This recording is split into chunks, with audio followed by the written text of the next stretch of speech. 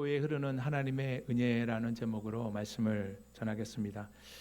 여러분, 우리 지난주에 이 바벨탑 사건을 통해서 하나님을 떠나 자기 이름을 높이고 흩어짐을 면하려고 했던 이 인간들의 교만, 그로 인해 하나님의 흩어짐의 심판을 받게 된 이 인류의 모습을 살펴보았습니다.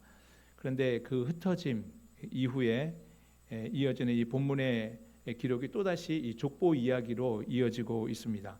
왜 이렇게 창세기에는 족보 이야기가 이렇게 자주 나오는 걸까 하고 의문이 들 수도 있겠습니다. 그런데 이 족보들이 단순한 가계도를 보여주는 것이 아닙니다. 창세기의 족보는 하나님의 구원의 은혜가 어떻게 흘러가고 있는지를 보여주는 이 구원의 구속사의 통로와 같은 것이기 때문입니다. 오늘 본문은 셈의 족보와 데라의 족보, 그리고 믿음의 조상 아브라함의 배경을 다루고 있습니다. 저는 오늘 여러분의 본문에 나타난 이 세 흐름을 따라가면서 인간의 범죄와 이 죄악의 한계 속에서도 하나님의 은혜가 어떻게 멈추지 않고 지속적으로 이어가고 있는지를 살펴보므로 은혜를 나누고자 합니다. 우리 본문 10절부터 26절까지 바로 셈의 족보가 나옵니다. 여러분 기억하십니까? 우리가 2주 전에 살펴본 창세기 10장에서는 이게 전체가 노아의 아들들의 족보로 이렇게 구성되어 있었습니다. 거기서 우리는 야벳의 자손, 또 함의 자손, 그리고 마지막 셈의 자손의 족보를 살펴보았습니다. 이미 10장에서 셈의 족보를 소개해 주었는데 11장에 와서 11장 1절부터 9절까지가 바벨탑 사건이 나오죠. 바벨탑 사건 이후에 다시 셈의 족보가 다시 반복되어서 나오고 있는데 왜 그럴까요? 이것은 창세기 10장과 11장의 셈의 족보를 기록한 목적이 다르기 때문입니다. 창세기 10장에서는 하나님이 홍수 이후에 노아와 그 아들들에게 복을 주셔서 생육하고 번성하고 땅에 충만하라 하신 이 명령이 어떻게 이루어졌는지를 보여준 것이라고 한다면, 오늘 본문에는 그 복이 어떤 인물을 통해서 어떤 인물을 향해서 가고 있는지를 보여주는 것이라고 할 수 있습니다. 우리 창세기 10장에 나오는 셈의 족보를 한번 보겠습니다. 이게 조금 길긴 한데 우리 자막을 보면서 같이 한번 읽어보겠습니다. 셈은 시작. 셈은 에벨의 온 자손의 조상이요 야벳의 형이라. 그에게도 자녀가 출생하였으니 셈의 아들은 엘람과 아수르와 아르박삿과 롯과 아람이요 아람의 아들은 우스와 훌과 게델과 마스며 아르박삿은 셀라를 낳고 셀랄은 에벨을 낳았으며 에벨은 두 아들을 낳고 하나의 이름을 벨렉이라 하였으니 그때에 세상이 나뉘었으며 벨렉의 아우의 이름은 욕단이며 욕단은 알모닷과 셀렙과 하살마웻과 예라와 하도람과 우살과 디글라와 오발과 아비마엘과 스마와 오빌과 하웰라와 요밥을 낳았으니 이들은 다 욕단의 아들이며. 많이 읽으셨는데 다시 이제 본문으로 돌아와서 본문에 나오는 셈의 족보를 또 한번 읽어보겠습니다.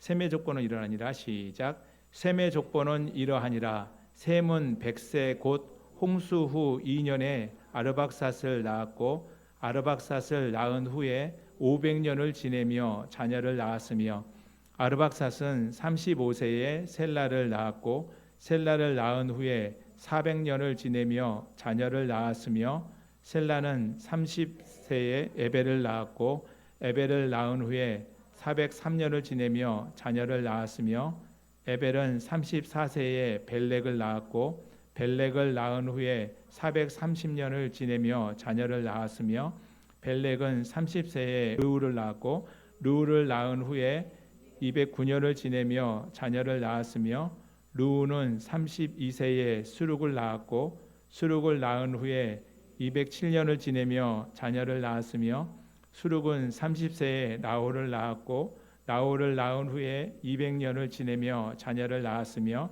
나홀은 29세에 데라를 낳았고 데라를 낳은 후에 119년을 지내며 자녀를 낳았으며 데라는 70세에 아브람과 나홀과 하란을 낳았더라.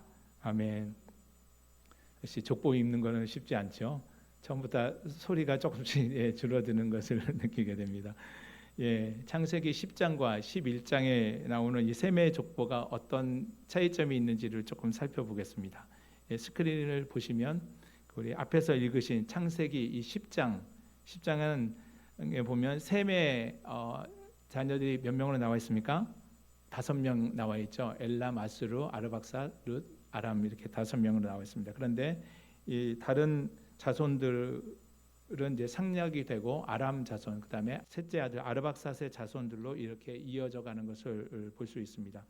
아르박삿은 셀라를 낳았고 셀라는 에벨을 낳았고 에벨은 두 아들을 낳았는데 벨렉과 욕단입니다. 여기서 벨렉은 이름의 뜻이 나눔이라고 하는 뜻이에요. 그래서 그때에 바로 세상이 나뉘었더라 이렇게 기록되고 있는 것을 같이 읽으셨을 겁니다. 그리고 바벨탑 사건으로 말미암아 하나님의 그 인간의 언어를 혼잡하게 하심으로 인류를 흩으신 일이 바로 이 시대에 바로 벨렉 이 시대에 있었던 것을 보게 돼요. 우리가 창세기 10장에서 보면은 노아의 자손 야벳과 함과 이 셈의 자손들이 다 인류가 각 지역으로 흩어진 것을 우리가 보았죠. 그래서 그 이후에 창세기 11장에 나오니까 그 이후에 바벨탑 사건이 있었겠다 이렇게 생각할 수 있는데 그렇잖아요. 이 일이 중간에 벨렉이 태어났을 그 당시에 이제 바벨탑 사건으로 인해서 인류가 이제 흩어지게 된 것을 볼 수 있습니다.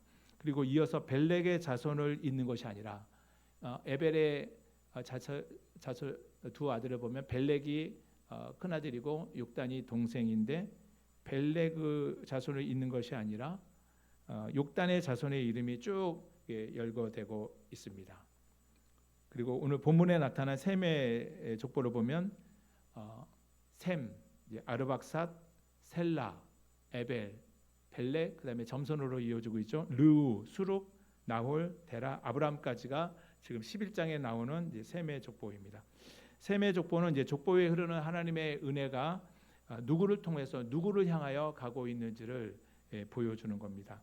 이 본문에 나오는 이제 셈의 족보를 통해서 우리가 하나님의 은혜와 축복의 물줄기가 한 사람 아브라함에게로 초점을 맞추고 있는 것을 보게 됩니다. 하나님은 창세기 3장 15절에서 여자의 후손을 통해서 인류를 구속하시기로 약속한 그 언약을 이루시기 위해서 노아와 그 아들들을 통해서 인류가 이제 번성하게 하셨죠. 그러나 하나님의 구속사의 물줄기는 셈의 자손을 통해서 이제 흘러가게 하신 것을 보게 됩니다. 그 은혜의 물줄기가 갈라지지 않고 한 계보를 통해서 계속 좁혀지면서 결국 창세기는 이제 1장부터 11장까지가 전반부이고 12장부터 50장까지가 후반부인데 12장 후반부의 시작인 창세기 12장에 등장할 이 아브라함을 향해서 그 족보의 흐름이 가고 있는 것을 우리가 알 수가 있습니다. 아브라함은 이제 셈으로부터 10대 손입니다. 아브라함은 셈으로부터 10대 손, 그리고 아담으로부터는 20대 손이에요.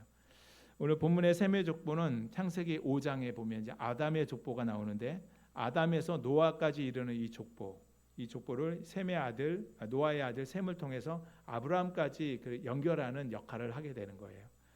오늘 본문에 나오는 셈의 족보와 아담의 족보를 비교해 볼 때 흥미로운 사실을 우리가 몇 가지 발견할 수 있는데 첫 번째 창세기 5장 3절에서 5절 말씀을 같이 읽어보겠습니다. 아담은 130세에 자기의 모양 곧 자기의 형상과 같은 아들을 낳아 그 이름을 셋이라 하였고 아담은 셋을 낳은 후 800년을 지내며 자녀들을 낳았으며 그는 930세를 살고 죽었더라. 아멘. 우리가 이제 창세기 5장 첫 번째 아담이 누구를 낳고 누구를 낳으며 몇 세까지 지냈다 이렇게 나온 것을 봤는데 계속 이 패턴으로 노아까지 이어져요. 네, 창세기 5장에 나오는 아담의 족보는 어쨌든 계속해서 끝나는 것이 뭐라고 끝납니까?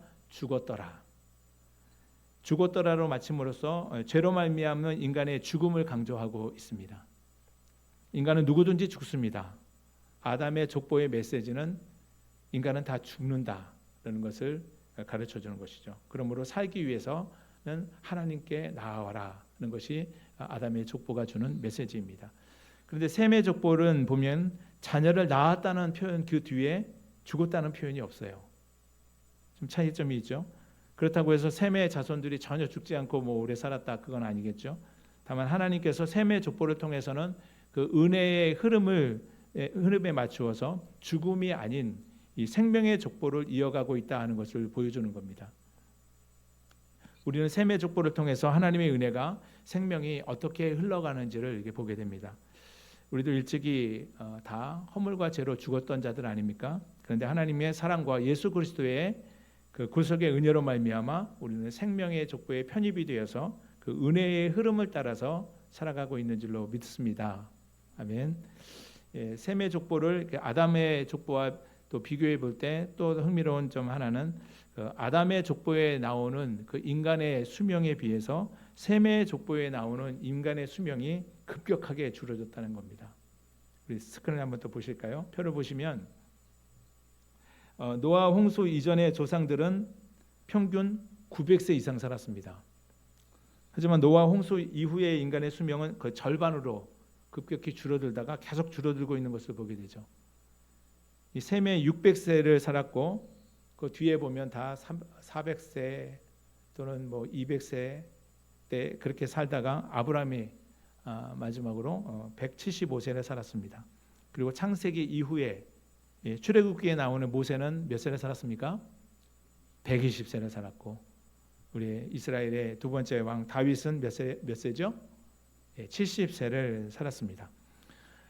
시편 90편은 그 모세의 기도를 기록한 시편인데 90편 10절에 보면 모세가 이렇게 기도합니다. 우리의 연수가 70이요 강건하면 80이라도 그 연수의 자랑은 수고와 눈물뿐이요 신속히 가니 우리가 날아가나이다 라고 하나님께 기도한 것을 보게 되는데 당시 출애굽 당시 인류의 수명이 70이요 강건하면 80이었다는 것을 알 수가 있죠. 오늘날 우리 시대하고 비슷한 겁니다.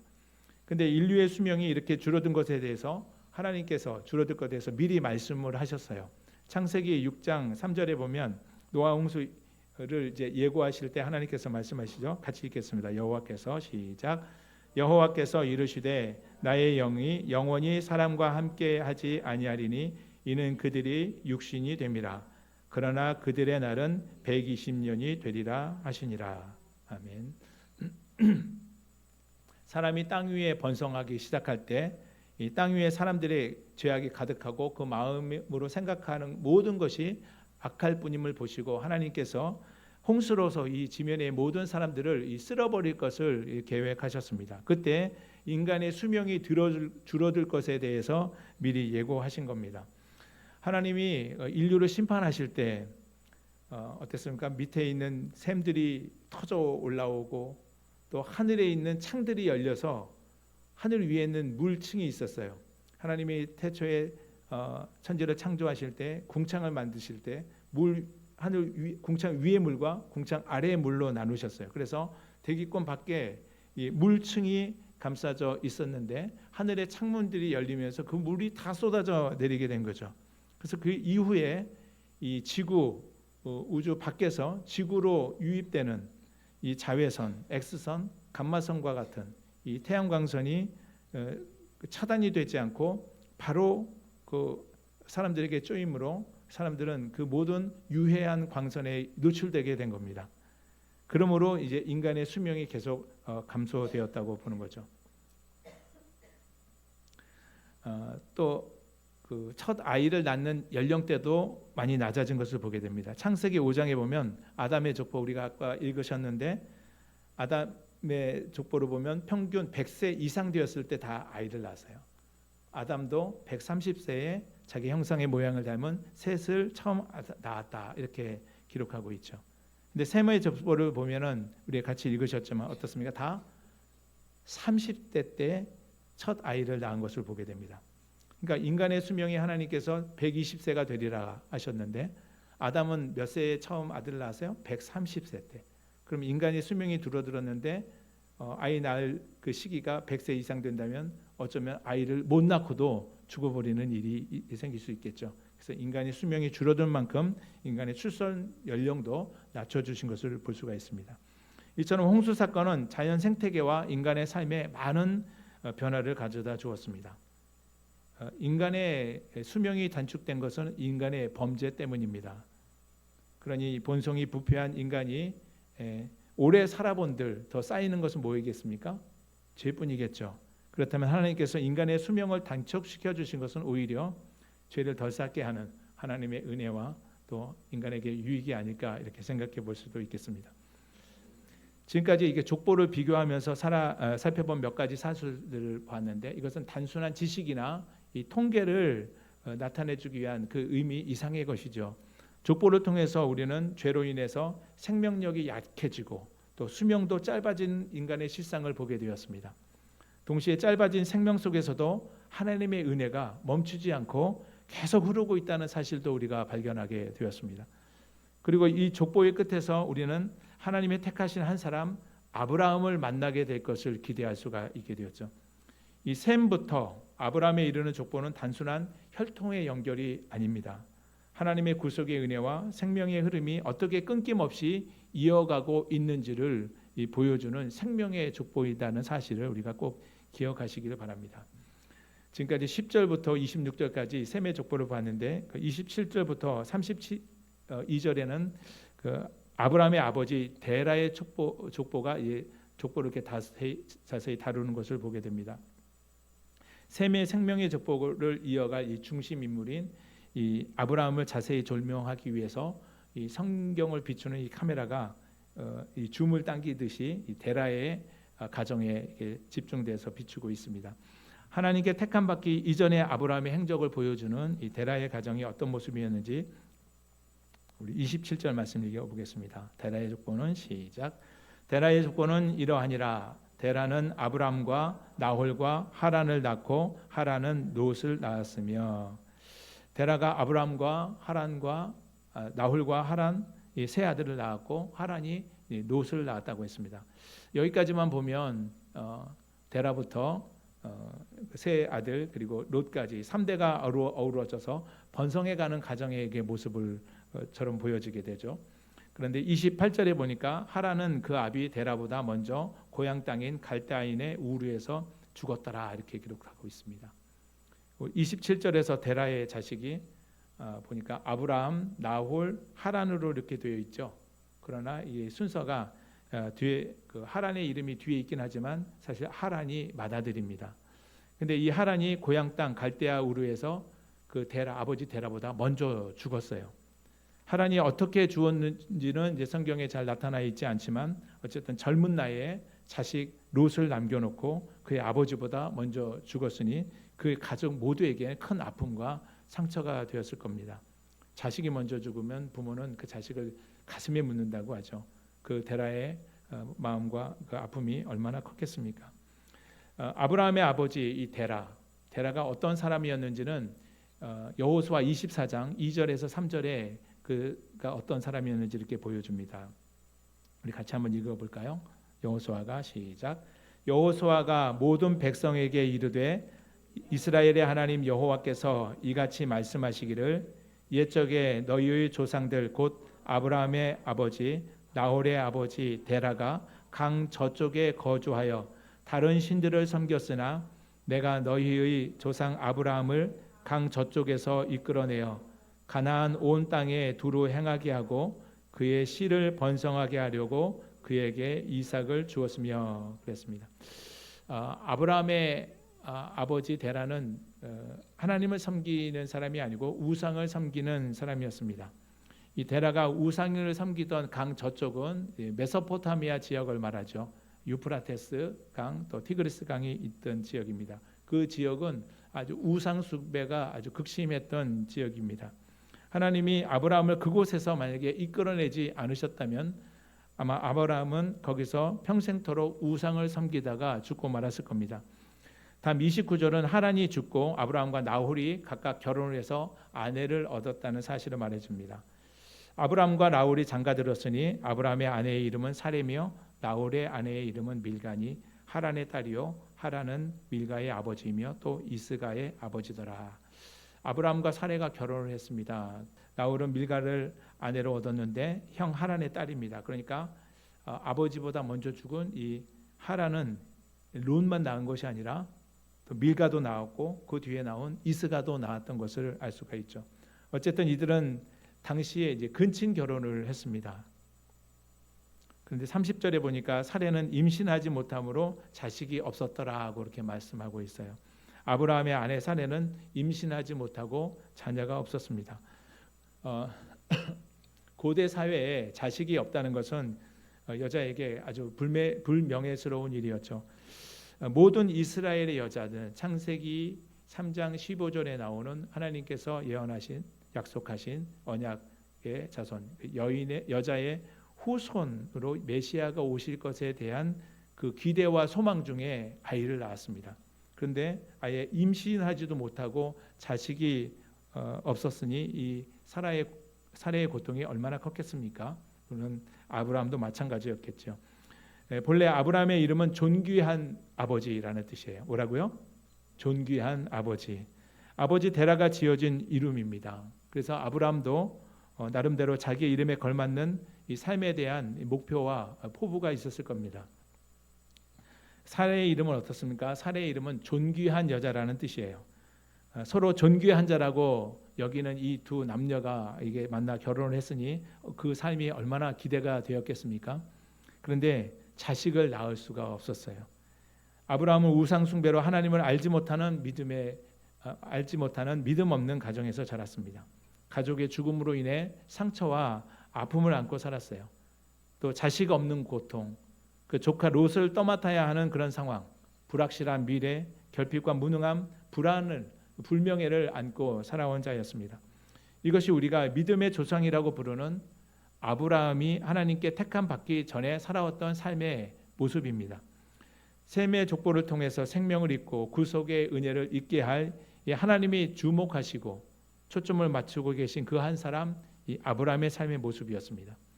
하나님은 이런 상황과 조건에 있는 아브라함을 부르시고 믿음의 조상으로 세우기를 원하셨으니 이것이 바로 족보에 흐르는 하나님의 은혜인 것입니다. 하나님은 완벽한 가정에서 잘 준비되는 사람도 쓰십니다. 하지만 더 많은 경우에는 내세울 것 없고 초라해 보이고 세상 소망 다 사라지고 꿈도 깨지고 마음도 상하고 앞길이 깜깜하고 불확실한 미래를 안고 살아가는 그런 사람들을 택하여 쓰신다는 것, 그것이 우리가 가지는 소망이요 하나님께서 우리에게 베푸시는 은혜인 줄로 믿습니다. 사도 바울은 고린도전서 1장 26절에서 28절에 이렇게 말씀합니다. 형제들아 너희를 부르심을 보라. 육체를 따라 지혜로운 자가 많지 아니하며 능한 자가 많지 아니하며 문벌 좋은 자가 많지 아니하도다. 그러나 하나님께서 세상에 미련한 것들을 택하사 지혜 있는 자들을 부끄럽게 하려 하시고 세상에 약한 것들을 택하사 강한 것들을 부끄럽게 하려 하시며 하나님께서 세상에 천한 것들과 멸시받는 것들과 없는 것들을 택하사 그것들을 폐하려 하시나니. 아멘. 이 말은 우리가 지혜 없고 미련한 것이 하나님께 선택받는 조건이 된다는 것은 아닙니다. 그러나 다만 우리가 연약해도 또 지혜가 조금 부족해도 아는 것이 많지 않아도 그래도 하나님의 우리를 택하여 쓰실 수 있다는 사실을 알려주는 말씀입니다. 하나님도 이왕이면 많이 배우고 똑똑한 자를 들어 쓰시려고 하시지 않겠습니까? 그러나 아닙니다. 하나님은 세상에 미련한 자, 약한 자, 천한 자, 멸시받는 자들을 들어서 사용하신다고 말씀하십니다. 하나님이 이렇게 미련한 자, 약한 자, 천한 자, 멸시받는 자들을 들어 쓰신다면 그 이유가 있지 않겠습니까? 그 이유가 고린도전서 1장 29절에 이어지죠. 이는 아무 육체도 하나님 앞에서 자랑하지 못하게 하려 하심이라. 아무 육체도 하나님 앞에서 자기를 자랑하지 말고 하나님을 자랑하고 하나님을 높이게 하기 위해서 이렇게 미련한 자, 연약한 자, 또 천한 자, 멸시받는 자를 하나님께서 들어 사용하신다 하시는 것입니다. 하나님께서 굳이 이렇게 연약하고 보잘것없는 아브라함을 불러 택하신 이유가 바로 여기 있습니다. 아브라함은 우상을 섬기는 자였고 아픔과 부족함 또 불확실함으로 가득 차 있는 사람이었습니다. 사례는 임신하지 못하는, 아이를 낳지 못하는, 아이를 낳는 기능 자체가 전혀 없는 사람이라고 성경은 규정하고 있죠. 자식 없이 살아가는 아브라함과 사레, 그들은 갈대아 우르에서 그를 아는 많은 사람들로부터 그 이름을 들먹이며 존귀한 자라며 존귀한 아버지라며 존귀한 여자라며 하면서 멸시와 조소의 대상이 되었을 겁니다. 노아도 그랬죠. 노아 홍수 이전에 사람들은 대부분 100세 즈음해서 자녀를 낳았는데 성경에 보면 노아는 500세가 되도록 자식이 없었습니다. 오랜 세월 실패자로 멸시와 조롱을 받으며 살아왔던 노아였죠. 하나님은 그런 노아를 택하여 방주를 만들게 하시고 구속사의 물줄기를 흐르게 할 인류의 새 조상으로 삼으셨습니다. 결국 하나님께서 노아에게 500세에 이르렀을 때 셈과 함과 야벳을 주셔서 새로운 인류의 조상들이 되게 하셨습니다. 믿음의 삶은 완벽한 조건에서 시작되는 것만은 아닙니다. 지금 이 상황이 좋지 않고 악조건이라면 오히려 하나님께 주목받고 택함을 받을 수 있는 기회가 된다는 사실을 우리는 잊지 말아야 합니다. 하나님의 은혜는 끝내 아브라함을 통해서 열매를 맺게 됩니다. 우리 31절을 보십니다. 같이 읽습니다. 시작. 데라가 그 아들 아브라함과 하란의 아들인 그의 손자 롯과 그의 며느리 아브라함의 아내 사레를 데리고 갈대아인의 우르를 떠나 가나안 땅으로 가고자 하더니 하란에 이르러 거기 거류하였으며, 데라는 그의 아들 그리고 며느리 사레 그리고 하란에 남겨둔 그 손자 롯을 데리고 가나안을 떠나기로 마음을 먹었습니다. 데라의 입장에서 자기보다 먼저 죽은 이 맏아들 하란, 그 죽음이 큰 충격이었겠죠. 그리고 아브라함과 또 며느리로 얻었던 사레는 또 자식이 없습니다. 데라는 그 노아의 구대손이고 장손입니다. 누구든지 장손이라 하면 그 가정의 가문에 대한 막중한 책임감이 있게 되죠. 그런데 여러 가지 좋지 않는 일을 계속되고 있기 때문에 데라는 스스로 내가 저주받은 자가 아닌가 그런 생각을 했을지도 모릅니다. 이에 고향 집을 떠나서 다른 곳에서 새 출발할 것을 결심하게 된 거죠. 자식 없는 사레와 아브라함과 사레 그리고 아버지 없는 롯만 데리고 갈대아 우르에서 떠났습니다. 아까 나홀은 밀가와 결혼을 해서 아마 자식도 낳고 잘 살았을 겁니다. 그러니 그 자녀를 이제 갈대아 우르에 남겨두고 나머지 좀 실패자들, 어려움, 아픔이 있는 자들만 데리고 고향 본토 친척 아버지 집을 떠나게 된 것이죠. 우리가 삶의 터전, 고향 원래 집을 떠나게 된다는 것은 큰 결심이 있거나 아니면 어떤 사연이 없으면 쉽게 결정 내리기 어려운 것이죠. 그것이 만약에 살기 좋고 그랬다면 왜 다른 것을 우리가 생각하겠습니까? 그런데 데라는 아브라함과 롯에게 뭔가 새로운 기회를 주고자 했을 겁니다. 그러다가 하란에 이르렀을 때 그곳에 머물러 이제 정착하게 되죠. 그렇게 하란에 머물렀던 데라는 나이가 205세가 되어서 죽고 맙니다. 이 데라의 죽음은 가나안을 목표로 삼고 떠났던 그 아브라함의 계획을 위해서 다시 하나님의 부르심을 받는 기회가 됩니다. 창세기 12장 1절에 보면 여호와께서 아브라함에게 이르시되 너는 너의 고향과 친척과 아버지의 집을 떠나 내가 내게 보여줄 땅으로 가라 하는 이 명령이 바로 여기서 시작되는 겁니다. 결국 하나님은 셈의 족보를 통해서 우리가 살펴본 데라의 족보를 통해서 또 아브라함의 이야기를 통해서 이 불신 가정 안에서 상처 입은 현실 또 좌절과 실패의 자리에서 아브라함을 택하여 부르시고 하나님의 구속의 은혜를 멈추지 않고 끝까지 흐르도록 이어가시는 모습을 보았습니다. 오늘 본문을 통해서 하나님께서 우리에게 새롭게 깨닫게 하시는 교훈과 도전은 무엇입니까? 우리도 아브라함처럼 하나님의 부르심 앞에 서 있다는 사실을 잊지 마시길 바랍니다. 나의 부족함과 연약함에도 불구하고 하나님이 이끄시는 은혜의 흐름 속에 우리가 있다는 사실을 꼭 기억하며 사시기 바랍니다. 이 사실을 우리가 믿는다면 우리는 우리에게 처해지는 환경 속에서 더 이상 위축되거나 두려워하지 않게 될 것입니다. 하나님은 지금도 우리를 통해서 그 은혜의 축복을 이어가고 계십니다. 그리고 그렇게 이어가기를 원하십니다. 하나님은 오늘 저와 여러분을 아브라함과 같이 창세기 12장을 이어갈 주인공으로 부르고 계십니다. 이 사실을 믿는다면 족복 속에 흐르는 하나님의 은혜를 붙잡고 그 사명을 이루며 살아가기 위해서 고군분투하는 저와 여러분의 복된 삶, 신앙의 여정이 되시기를 주님의 이름으로 축복합니다.